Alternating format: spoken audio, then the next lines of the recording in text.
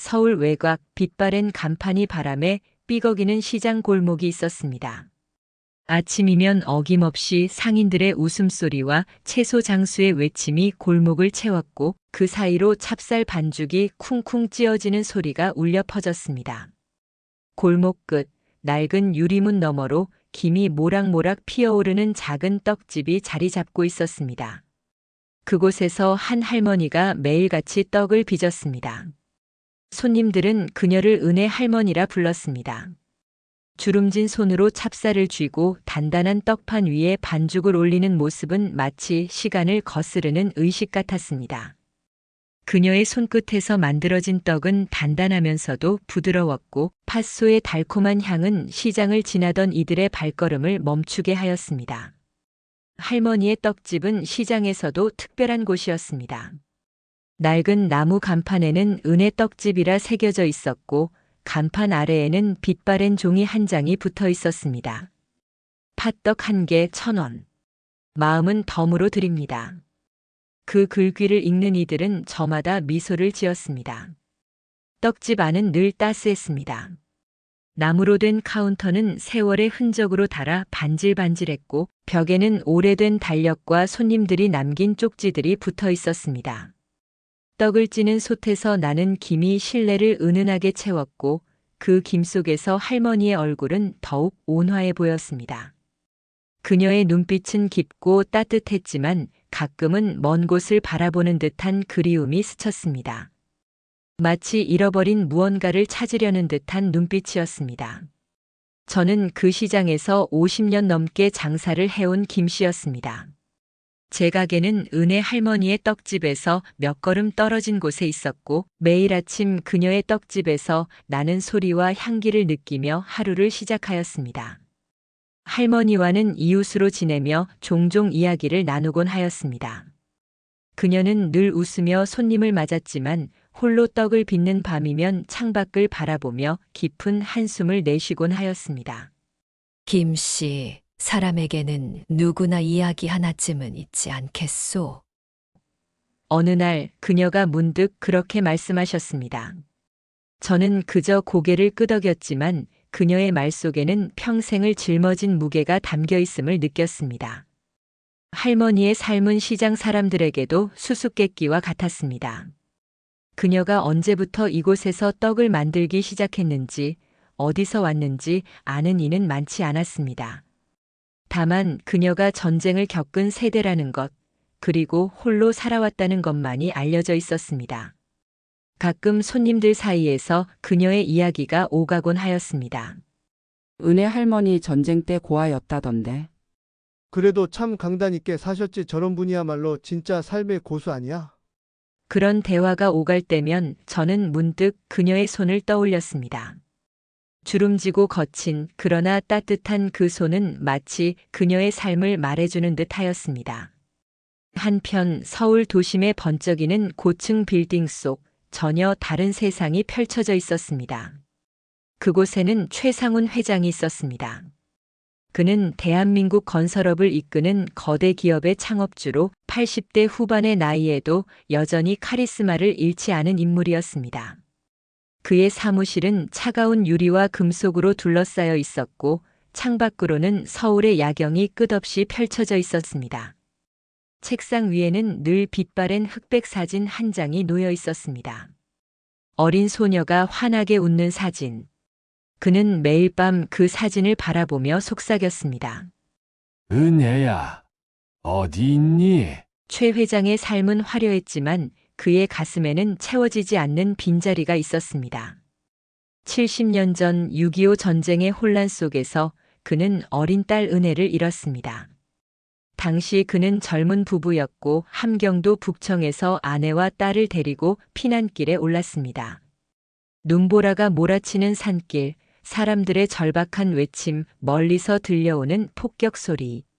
그는 딸의 손을 꼭 잡고 있었지만 부산으로 가는 미군 배에 오르던 순간 군중의 물결 속에서 그 손이 미끄러졌습니다. 은혜야, 은혜야. 그의 절규는 소용없었습니다. 아내는 충격으로 쓰러졌고 그는 딸을 찾기 위해 배에서 내려오려 했지만 이미 배는 출발한 뒤였습니다. 그날 이후 그는 딸을 찾는 일을 삶의 전부로 삼았습니다. 전쟁이 끝난 후 최 회장은 부산에서 새 삶을 시작하였습니다. 그는 건설업에 뛰어들어 작은 공사부터 시작해 거대 기업을 일궜습니다. 하지만 재산이 쌓일수록 그의 마음은 더 무거워졌습니다. 딸을 찾지 못한 공허함은 그를 놓아주지 않았습니다.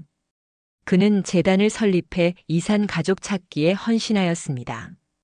고아원 기록을 뒤지고 생존자들의 증언을 모았으며 적십 자사를 통해 이산 가족 상봉 프로그램에 지원하였습니다.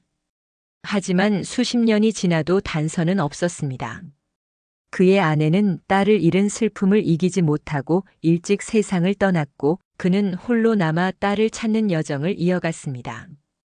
어느 날 최 회장은 우연히 서울 외곽의 시장을 방문하였습니다. 그는 재단 활동으로 지역 커뮤니티를 지원하기 위해 시장 상인들과 만남을 가졌습니다. 시장 골목을 걷던 그의 발걸음이 멈춘 곳은 은혜 떡집 앞이었습니다. 유리문 너머로 피어오르는 김이 그의 시선을 사로잡았습니다.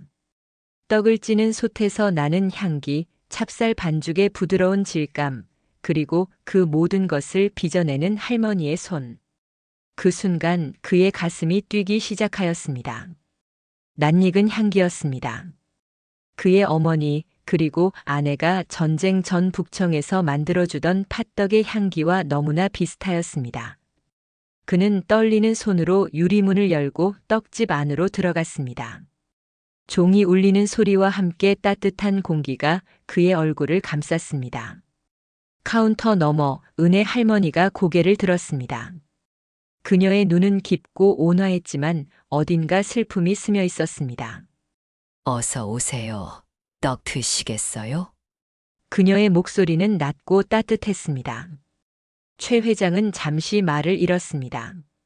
그녀의 얼굴, 손, 그리고 떡의 향기. 모든 것이 그의 기억을 흔들었습니다. 그는 떨리는 목소리로 말하였습니다. 이 떡 어디서 배운 레시피입니까? 할머니는 잠시 멈칫하더니 미소를 지었습니다. 오래전 누군가에게 배웠지요. 기억은 흐릿하지만 그때의 손맛은 잊을 수 없어요. 그녀의 대답은 간단했지만 최 회장의 가슴은 더욱 빠르게 뛰었습니다. 그는 떡 한 조각을 받아들고 조심스럽게 맛보았습니다. 팥소의 달콤함, 찹쌀의 쫄깃함. 그것은 그의 어머니가 그리고 아내가 만들어주던 바로 그 맛이었습니다. 그는 눈을 감았습니다. 70년 전 북청의 작은 마을. 어린 은혜가 떡을 손에 들고 웃던 모습이 떠올랐습니다. 그날 최 회장은 떡집을 떠나지 못하였습니다. 그는 시장이 한산해질 때까지 자리를 지켰고 할머니와 짧은 대화를 나누었습니다. 그녀는 자신의 과거에 대해 말을 아꼈지만 전쟁 중 고아원에서 자랐다는 사실을 넌지시 밝혔습니다. 최 회장은 그녀의 손을 유심히 보았습니다. 주름지고 거친 그러나 따뜻한 그 손은 그의 딸이 잡았던 손과 어딘가 닮아 있었습니다. 그는 가슴 깊은 곳에서 무언가가 움직이는 것을 느꼈습니다. 은혜 떡집을 나온 최상훈 회장의 발걸음은 무거웠습니다. 시장 골목을 벗어나며 그는 손에 든 팥떡 한 조각을 다시 바라보았습니다. 따뜻함이 식어가는 떡의 표면, 팥소의 달콤한 향기. 그 맛은 70년 전 북청의 마을, 그의 어머니와 아내가 만들어주던 떡과 너무나 닮아 있었습니다. 그의 가슴은 희망과 불안으로 뒤섞여 뛰었습니다. 은혜 정말 내가 거기에 있는 것이냐? 그는 차에 오르며 빛바랜 사진을 꺼내 들었습니다. 어린 소녀의 미소는 여전히 선명하였고 그 미소가 떡집 할머니의 주름진 얼굴과 겹쳐 보였습니다. 서울 도심의 사무실로 돌아온 최 회장은 재단의 조사팀을 소집하였습니다. 그의 목소리는 단호하였습니다. 은혜 떡집의 할머니, 그녀의 과거를 샅샅이 조사해 주시오. 전쟁 당시 고아원 기록, 북청 지역 생존자 데이터, 무엇이라도 좋으니 단서를 찾아야 하오. 조사팀은 즉시 움직였습니다. 컴퓨터 화면에는 오래된 문서들이 떠올랐고 종이 파일 더미 속에서 빛바랜 기록들이 하나둘 모습을 드러냈습니다. 최 회장은 사무실 창가에 서서 서울의 야경을 바라보았습니다. 번쩍이는 빌딩들, 차가운 유리 표면. 그의 성공은 화려했지만 딸을 찾지 못한 공허함은 그 모든 것을 무색하게 하였습니다. 며칠이 지났습니다. 조사팀의 책임자인 박 과장이 조심스럽게 사무실 문을 두드렸습니다. 회장님, 북청 지역 고아원 기록에서 유의미한 자료를 찾았습니다. 그는 낡은 서류철을 내밀었습니다. 그 안에는 여아, 이름 미상, 약 5살 추정, 1년 6개월 동안 고아원 거주라는 기록이 적혀 있었습니다. 발견 장소는 부산 인근 피난민 수용소. 최 회장의 손이 떨렸습니다. 이 아이 은혜일 가능성이 있어. 박 과장은 고개를 끄덕였습니다. 시기와 장소가 일치합니다. 하지만 이후 기록은 없습니다. 고아원에서 입양되거나 다른 지역으로 옮겨졌을 가능성이 큽니다. 최 회장은 숨을 깊이 들이마셨습니다. 희망의 불씨가 타오르는 동시에 불안이 그를 휘감았습니다. 그는 즉시 DNA 검사를 준비하라고 지시하였습니다. 그녀와 혈연 여부를 확인해야 하오. 실수 없이 진행해 주시오. 그러나 그의 마음 한구석에는 두려움이 자리 잡았습니다.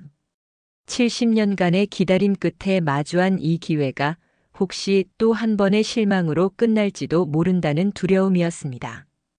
그는 책상 위의 사진을 다시 바라보았습니다. 은혜야, 이번엔 꼭 너를 찾을 거다. 한편 시장의 은혜떡집은 여전히 고요한 일상을 이어가고 있었습니다. 아침이면 할머니는 새벽부터 일어나 찹쌀을 불리고 솥에 불을 지피며 떡을 찧었습니다.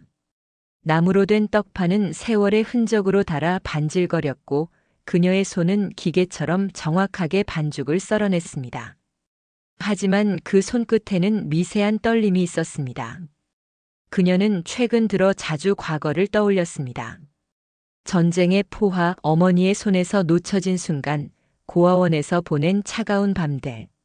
그녀는 그 기억을 떨쳐내려 떡을 더 세게 쳤습니다. 쿵, 쿵. 반죽이 떡판에 부딪히는 소리가 골목에 울려 퍼졌습니다. 그날 오후 시장은 평소보다 북적였습니다. 상인들은 가게 앞에서 삼삼오오 모여 이야기를 나누었고 그 중심에는 은혜 떡집에 대한 소문이 떠돌기 시작하였습니다. 그 재벌 회장, 최상훈이란 분이 왜 자꾸 떡집에 오는 거지? 그러게, 지난번엔 혼자 와서 떡을 사더니 이번엔 비서까지 데리고 왔던데. 소문은 빠르게 퍼졌습니다. 누군가는 최 회장이 시장을 재개발하려 한다고 하였고 또 누군가는 떡집 자리를 노리는 게 아니냐고 수군거렸습니다. 저 김 씨는 그 소문을 들으며 마음이 무거워졌습니다. 은혜 할머니와 오랜 이웃으로 지내며 그녀의 소박한 삶을 잘 알고 있었습니다. 그녀는 돈이나 명예에는 관심이 없었고 단지 떡을 빚으며 손님들과 따뜻한 말을 나누는 것을 즐겼습니다. 하지만 시장의 소문은 점점 더 꼬리를 물었습니다. 재벌이 떡집 할머니한테 무슨 볼 일이 있겠어? 뭔가 숨긴 게 있는 거 아냐? 그러니까 할머니도 뭔가 아는 눈치던데. 저는 그 말들이 할머니에게 상처가 될까 걱정되었습니다. 그날 저녁 시장이 한산해질 무렵 저는 떡집으로 걸음을 옮겼습니다. 유리문을 열자 따뜻한 김이 저를 맞이하였습니다. 할머니는 카운터에서 떡을 포장하고 있었습니다. 그녀의 얼굴에는 평소의 온화함이 있었지만 눈가에는 피로가 묻어 있었습니다. 할머니 오늘 좀 바빠 보이십니다. 제가 말을 건네자 그녀는 미소를 지으며 고개를 끄덕였습니다. 손님이 많아서 정신없었소. 김씨 그래도 바쁜 게 좋지 않겠소. 그녀의 목소리는 밝았지만 어딘가 힘이 빠져 있었습니다. 저는 조심스럽게 소문을 꺼냈습니다. 할머니 요즘 시장에서 이상한 얘기가 돌고 있습니다. 그 재벌 회장님이 자주 오신다면서요. 할머니의 손이 잠시 멈췄습니다. 그녀는 떡을 내려놓고 창밖을 바라보았습니다. 사람들은 참 궁금한 게 많소. 그냥 떡을 사러 온 손님일 뿐인데. 그녀의 말은 담담했지만 저는 그녀의 눈빛에서 불안을 읽었습니다. 할머니 혹시 무슨 일 있으시면 꼭 말씀해 주세요. 우리 다 이웃 아닙니까? 제가 진심을 담아 말하자 그녀는 고개를 돌려 저를 보았습니다. 고맙소. 김씨 하지만 괜찮아요. 나 같은 늙은이가 무슨 큰일이 있겠어. 그녀의 말은 부드러웠지만 저는 그녀가 무언가를 숨기고 있음을 느꼈습니다. 할머니는 다시 떡을 포장하며 말을 이었습니다. 김씨, 세상엔 잊고 싶은 기억도 있고 잊을 수 없는 기억도 있소. 난 그저 하루하루 떡을 빚으며 살아가고 싶을 뿐이오. 그녀의 말은 짧았지만 그 속에는 평생의 무게가 담겨 있었습니다. 저는 더 묻지 못하고 떡집을 나왔습니다. 골목에는 저녁 바람이 차갑게 불고 있었고 떡집의 따뜻한 불빛만이 유난히 밝게 빛났습니다. 그러나 시장의 소문은 멈추지 않았습니다. 최 회장이 다시 떡집을 찾은 날 그의 비서가 동행하여 할머니와 짧은 대화를 나눴습니다. 비서는 정중하게 말하였습니다. 할머니, 저희 회장님께서 잠시 뵙고 싶으시다고 하십니다. 따로 시간을 내주실 수 있으시겠습니까? 할머니는 잠시 당황한 듯 했지만 고개를 끄덕였습니다. 뭐 떡이나 사러 오신 거면 언제든 환영이오.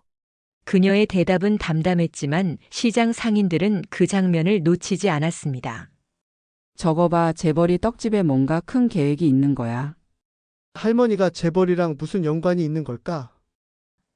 소문은 점점 더 부풀려졌습니다.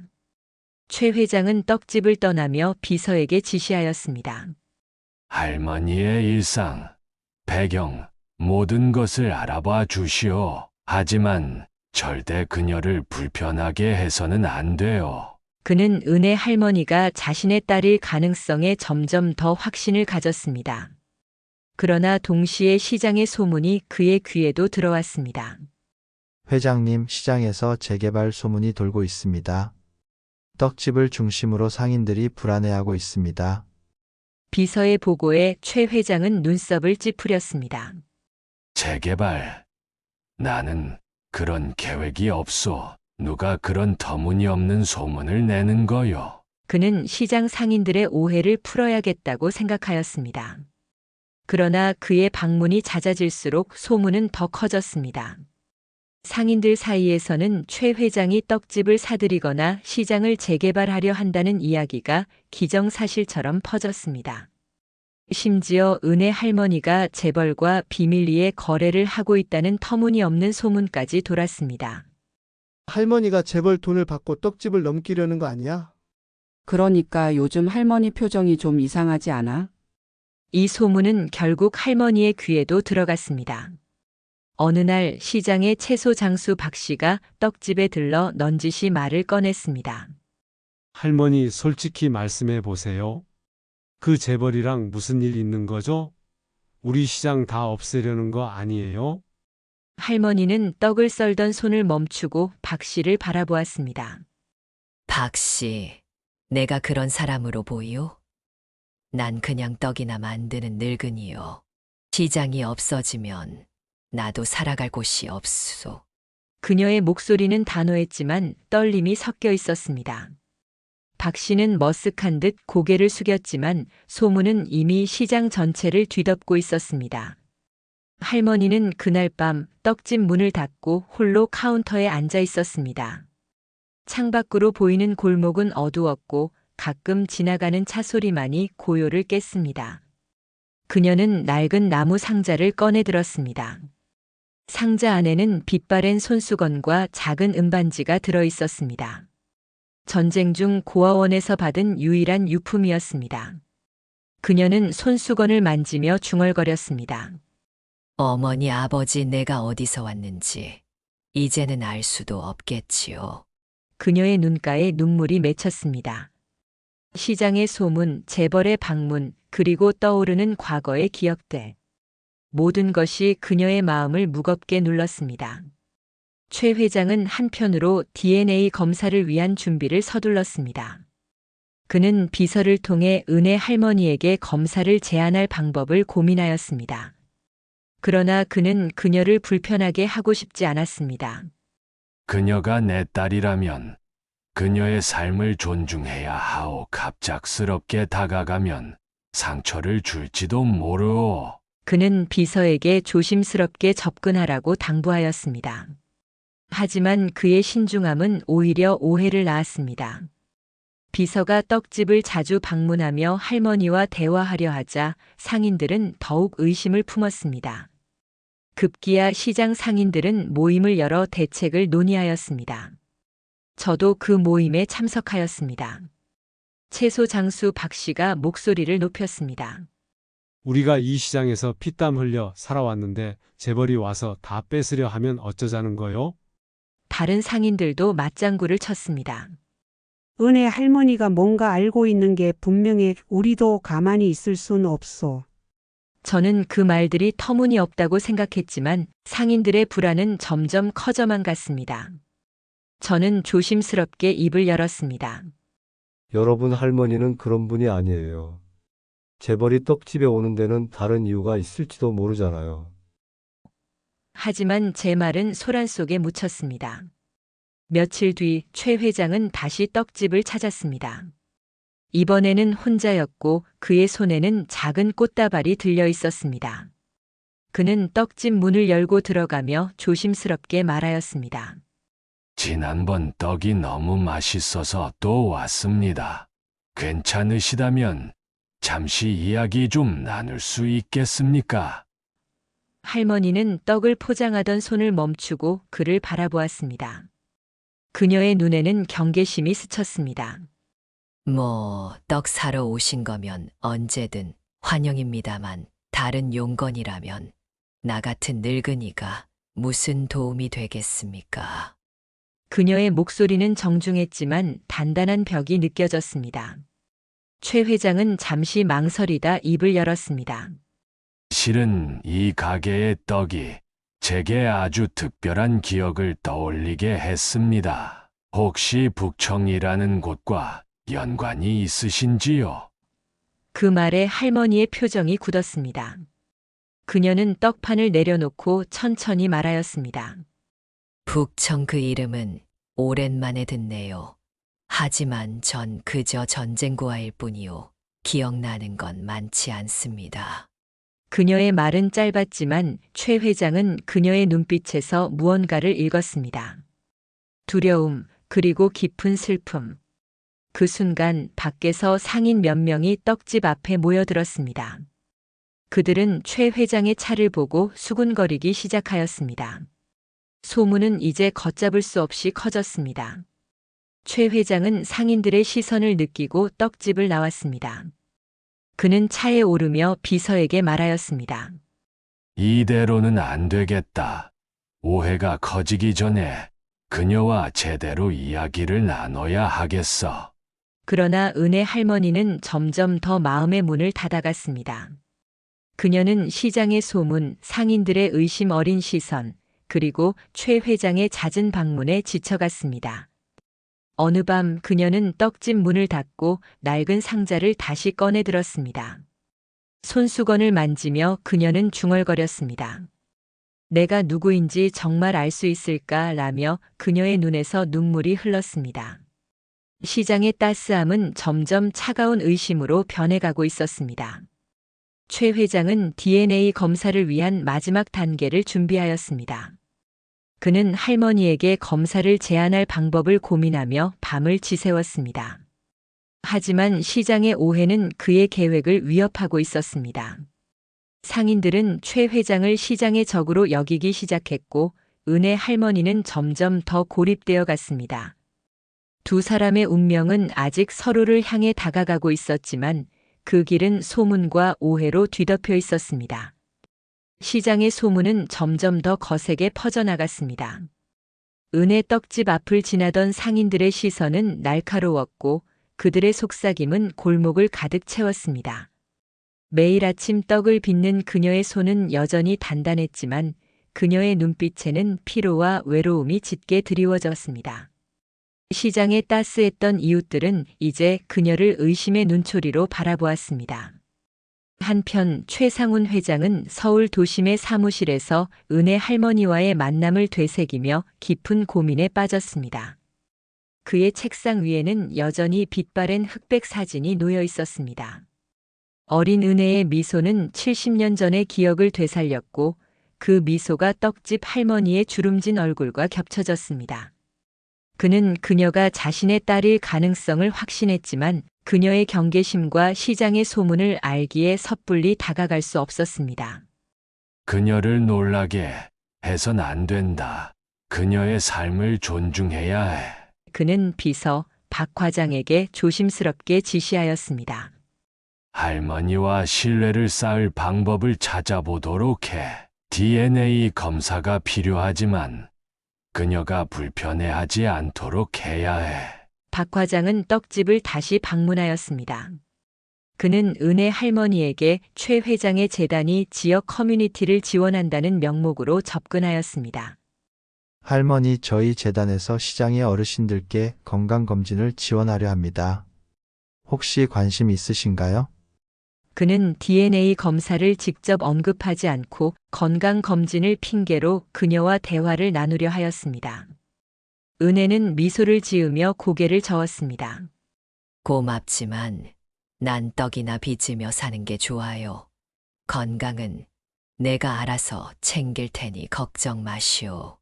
그녀의 목소리는 부드러웠지만 단호함이 묻어났습니다. 그러나 박 과장은 포기하지 않았습니다. 그는 떡집에서 차를 마시며 은혜와 이야기를 나누던 중 그녀가 사용한 찻잔을 눈여겨보았습니다.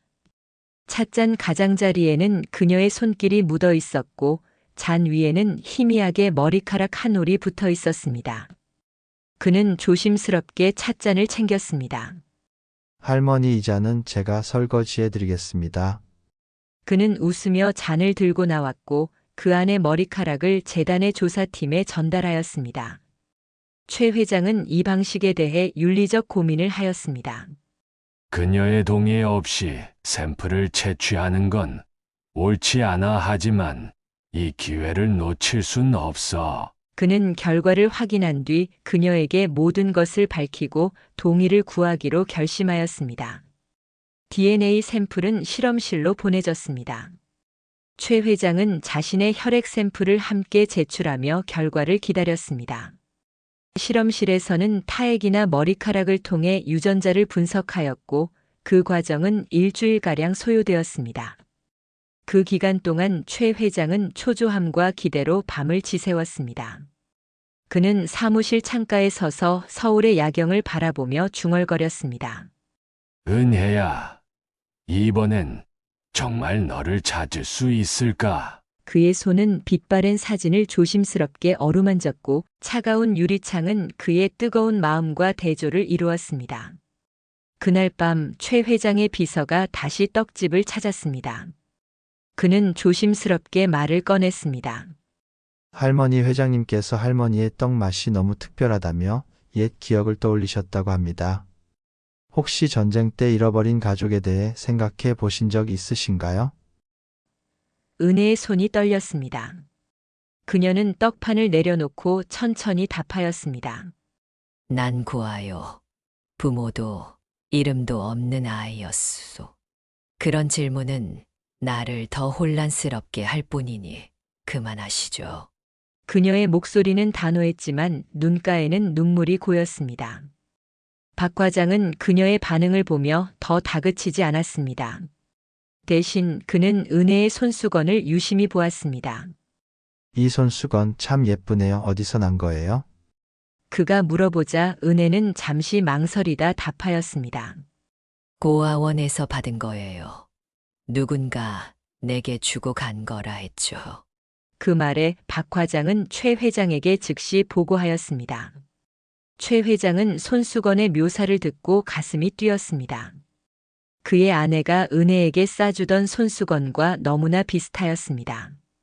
며칠 뒤 시장의 소문은 새로운 방향으로 꼬리를 물었습니다. 상인들은 최 회장의 비서가 떡집에서 찻잔을 챙겨 나가는 모습을 보고 수군거렸습니다. 소문은 은혜를 더욱 고립시켰고 그녀는 떡집 문을 닫고 홀로 앉아 생각에 잠기며 조용히 흐느꼈습니다. 드디어 DNA 검사 결과가 도착하였습니다. 실험실에서 보내온 봉투를 든 박 과장이 최 회장의 사무실로 들어왔습니다. 회장님, 결과가 나왔습니다. 최 회장의 심장이 빠르게 뛰기 시작하였습니다. 그는 떨리는 손으로 봉투를 받아들었지만 차마 열지 못하고 비서를 바라보았습니다. 박 과장, 결과를 말해봐. 그의 목소리는 갈라져 있었습니다. 박 과장은 조심스럽게 입을 열었습니다. 회장님, 그녀와 혈연 확률 99.9%입니다. 최 회장은 숨을 멈췄습니다. 그의 눈앞이 흐려졌고 귀에서는 심장 박동 소리만이 울렸습니다. 99.9. 그는 그 숫자를 되뇌며 의자에 주저앉았습니다. 눈물이 그의 주름진 뺨을 타고 흘렀습니다.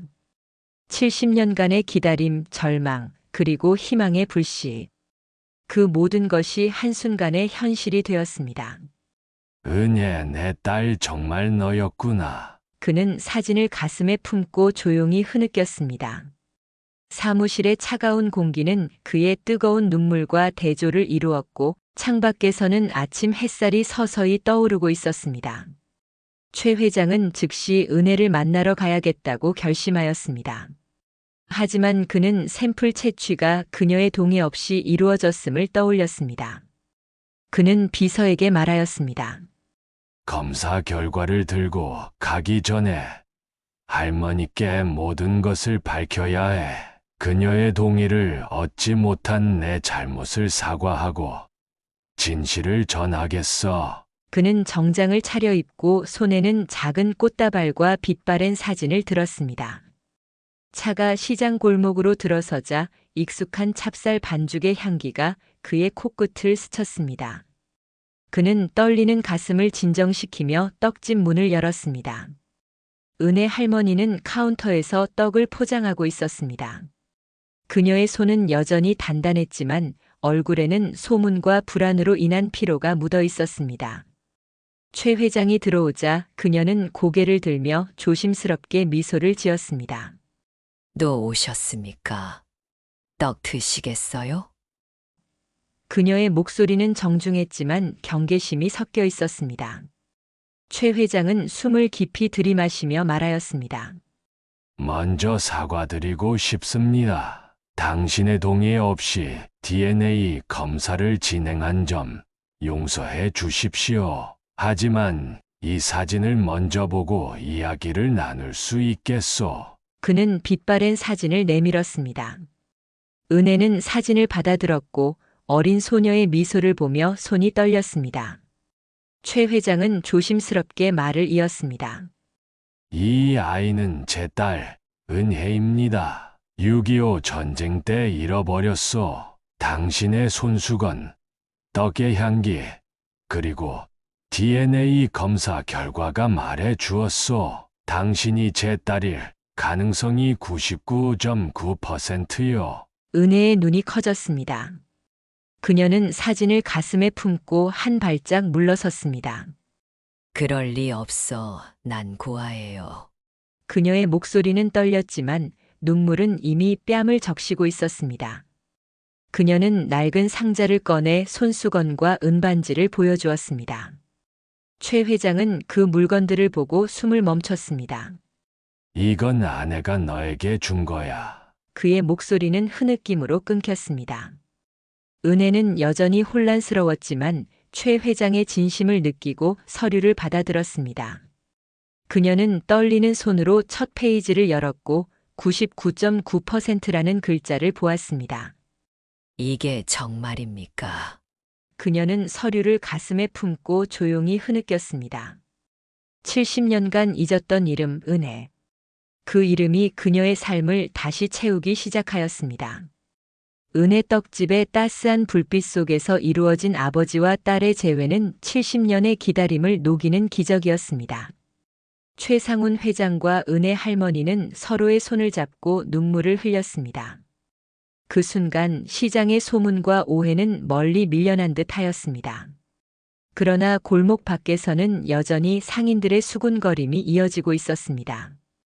오해의 씨앗은 뿌리 깊이 박혀 있었고 두 사람은 그 벽을 넘어야 했습니다.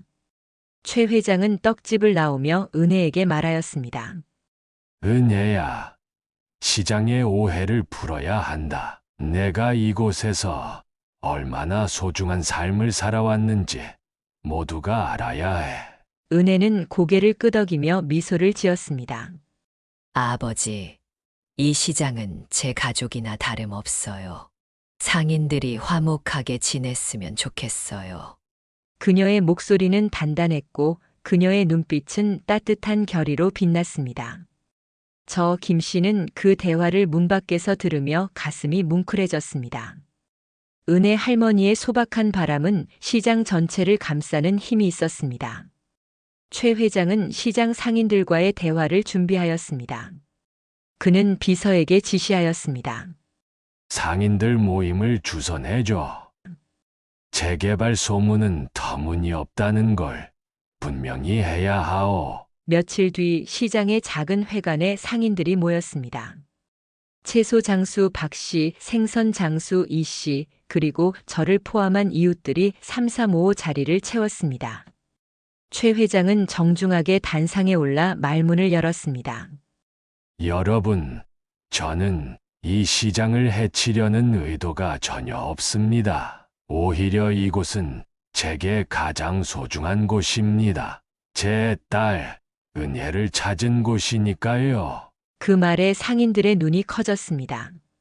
은혜 할머니가 회장님 딸이라고? 박 씨가 믿기지 않는다는 듯 중얼거렸습니다. 최 회장은 차분히 이야기를 이어갔습니다. 6.25 전쟁 때 은혜를 잃었습니다. 70년 만에 이 시장, 이 떡집에서 딸을 찾았습니다. 은혜는 이곳에서 여러분과 함께 살아왔습니다. 저는 그 삶을 존중하고 이 시장을 지키고 싶습니다. 그의 목소리는 떨렸지만 진심이 담겨 있었습니다. 그는 은혜를 단상으로 초대하였습니다. 은혜 할머니는 천천히 단상에 올랐습니다. 그녀의 주름진 손은 떡을 빚던 힘을 그대로 간직하고 있었고 그녀의 눈빛은 시장을 따스하게 감쌌습니다. 여러분, 저는 그저 떡을 만들며 살아온 늙은이일 뿐이요. 이 시장은 제게는 따뜻한 장소입니다. 소문 때문에 마음이 무거웠지만 이제는 오해를 풀고 싶습니다. 제 아버지와 함께 이곳을 더 따뜻한 곳으로 만들고 싶습니다. 그녀의 말은 간단했지만 상인들의 가슴을 울렸습니다. 저는 박 씨의 눈가가 촉촉해지는 것을 보았습니다. 최 회장은 은혜의 뜻을 이어 말하였습니다. 은혜의 떡집을 이 시장의 중심으로 만들고 싶습니다. 커뮤니티 허브로 아이들이 배우고 어르신들이 모이는 곳으로요. 제 재단에서 지원하겠습니다. 그는 재개발이 아닌 보존과 활성화를 약속하였습니다. 상인들은 처음에는 반신반의하였지만 은혜의 진심과 최 회장의 구체적인 계획을 듣고 점차 마음을 열었습니다. 그럼 우리 시장이 더 좋아지는 거 아니요? 이 씨가 웃으며 말하자 회관은 웃음소리로 채워졌습니다. 은혜 떡집의 변화는 빠르게 시작되었습니다. 최 회장의 재단은 떡집 옆에 작은 공간을 마련해 커뮤니티 센터로 꾸몄습니다. 낡은 벽은 밝은 베이지색으로 칠해졌고 창문에는 햇살이 부드럽게 들어왔습니다. 센터에는 아이들을 위한 책 읽기 교실, 어르신들을 위한 건강 상담 코너가 생겼습니다. 은혜는 여전히 떡을 빚었지만 이제는 아이들에게 떡 만드는 법을 가르치며 웃음을 나누었습니다. 그녀의 떡판 위에서 반죽이 쿵쿵 울릴 때마다 시장은 생기로 가득 찼습니다. 시장의 분위기도 달라졌습니다. 소문은 점차 잊혔고 상인들은 다시 예전처럼 서로를 챙겼습니다. 박 씨는 은혜에게 다가가 말하였습니다. 그동안 미안했어요. 우리 오해한 거 용서해 주세요. 은혜는 웃으며 그의 손을 잡았습니다. 박 씨, 이웃이니까 그러는 거 아닌가요? 앞으로도 잘 지냅시다. 그들의 대화는 시장 골목의 따스한 바람처럼 퍼졌습니다. 저는 그 모습을 보며 이 시장이 단순한 장터가 아니라 사람들의 삶이 엮인 곳임을 새삼 느꼈습니다. 최 회장은 은혜와 더 많은 시간을 보냈습니다. 그는 떡집에 자주 들러 딸과 이야기를 나누었고 때로는 그녀와 함께 떡을 빚으며 웃었습니다. 그의 손은 세월의 흔적으로 굳어 있었지만 은혜의 손을 잡을 때면 젊은 아버지의 따스함이 되살아났습니다. 은혜야, 내가 이렇게 잘 살아줘서 고맙구나. 그는 어느 날 떡집 카운터에 앉아 그렇게 말하였습니다. 은혜는 팥떡을 건네며 답했습니다. 아버지, 이제라도 만났으니 됐습니다. 이 떡 드셔보세요. 그들의 웃음은 떡집을 가득 채웠고 김이 피어오르는 솥은 그 순간을 더욱 따뜻하게 감쌌습니다. 재벌 가문의 복잡한 현실도 점차 정리되었습니다. 최 회장의 후계자들은 처음에는 은혜의 존재를 낯설어 하였지만 그녀의 소박한 삶과 진심을 보고 마음을 열었습니다. 은혜는 재벌 가문의 재산이나 지위에는 관심이 없었습니다. 저는 이 떡집이면 충분하고 아버지가 곁에 계신 것만으로도 행복합니다. 그녀의 말은 단단했고 그 말은 가문의 갈등을 부드럽게 녹였습니다. 최 회장은 은혜의 뜻을 존중하며 재단의 자원을 시장과 지역 사회를 위해 쓰기로 결정하였습니다. 어느 가을 아침 은혜 떡집과 커뮤니티 센터는 시장의 새로운 심장이 되었습니다. 골목은 아이들의 웃음소리와 어르신들의 담소로 채워졌고 찹쌀 반죽의 향기는 여전히 시장을 감쌌습니다. 은혜는 떡을 빚으며 손님들과 이야기를 나누었고 최 회장은 그녀 곁에서 시장의 변화를 지켜보았습니다. 은혜야, 내 어머니가 이 모습을 보면 참 기뻐할 거다. 그가 말하자 은혜는 미소를 지으며 답하였습니다. 어머니도 지금 저를 보고 계실 거예요. 시장의 오해는 이렇게 풀렸고 떡집은 단순한 가게를 넘어 사람들을 잇는 다리가 되었습니다. 저는 매일 아침 떡집의 불빛을 보며 생각하였습니다. 70년의 이별을 넘어 은혜와 최 회장은 서로를 찾았고 그들의 재회는 이 시장을 더 따뜻한 곳으로 바꾸었다고. 골목 끝 낡은 간판 아래 붙은 쪽지는 여전히 빛났습니다. 팥떡 1개 1,000원. 마음은 덤으로 드립니다. 그 글귀는 이제 시장 전체의 마음이 되었습니다. 은혜 떡집은 이제 시장의 심장이 되었습니다. 골목 끝 낡은 간판 아래로 햇살이 부드럽게 비추었고 찹쌀 반죽의 향기는 아침마다 골목을 감쌌습니다. 떡집 옆에 세워진 커뮤니티 센터는 아이들의 웃음소리와 어르신들의 담소로 생기를 띄었습니다. 센터의 베이지색 벽은 햇빛에 따스하게 빛났고 창문 너머로 보이는 책 읽기 교실에서는 아이들이 은혜 할머니의 떡 만드는 이야기를 귀 기울여 들었습니다. 할머니, 팥떡은 왜 이렇게 맛있어요? 한 아이가 묻자 은혜는 미소를 지으며 답하였습니다. 마음이 담겨 있어서지. 떡은 손맛이 아니라 마음맛이지. 저는 매일 아침 떡집의 불빛을 보며 시장을 걸었습니다. 은혜 할머니와 최상훈 회장의 재회는 이 시장을 바꾸었습니다. 오해와 소문으로 얼룩졌던 골목은 이제 서로를 챙기는 이웃의 따스함으로 채워졌습니다. 상인들은 예전처럼 서로 농담을 주고받았고 채소 장수 박 씨는 은혜의 떡집에 들러 떡을 사며 웃었습니다. 할머니, 이 떡 먹고 우리 시장 100년 더 가자고요. 그의 말에 은혜는 껄껄 웃으며 팥떡을 건넸습니다. 박 씨, 100년은 너무 길다. 하루하루가 소중하지 않소. 최 회장은 은혜와의 시간을 소중히 여겼습니다. 그는 더 이상 고층 빌딩의 차가운 사무실에 머물지 않았습니다. 대신 시장 골목을 자주 찾아 은혜와 함께 떡집 카운터에 앉았습니다. 그의 손은 떡을 빚는데 서툴렀지만 은혜의 지도를 받으며 서서히 익숙해졌습니다. 어느 날 그는 반죽을 썰며 말하였습니다. 은혜야, 내 어머니가 이 모습을 보면 참 좋아할 거다. 떡 빚는 내 손, 꼭 내 어머니를 닮았구나. 그들의 대화는 김이 피어오르는 손 옆에서 더욱 따뜻하게 울렸습니다. 최 회장은 자신의 재단을 통해 더 큰 변화를 꿈꾸었습니다. 그는 은혜의 뜻을 따라 은혜 재단을 설립하였습니다. 이 재단은 이산 가족 찾기와 지역 커뮤니티 지원에 힘썼습니다.